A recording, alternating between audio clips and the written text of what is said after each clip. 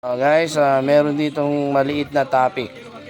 Medyo interesting to eh. So, sa kaliwa ko, si Hira Sophia. Ayan.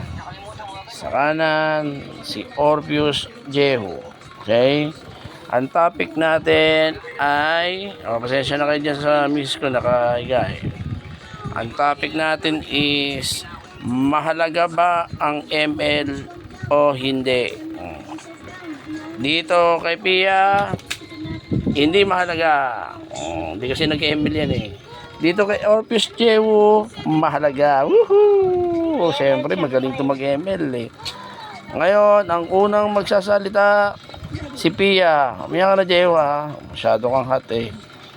Sige, bakit hindi mahalaga ang ML? Ito walang kasi, ano rito, walang panalo, walang talo rito ha. Kasi nakaka-addict yun and hindi na nag-aaral and pwede ka mapulag sa ML ng ML. Okay. That's my answer. Sige.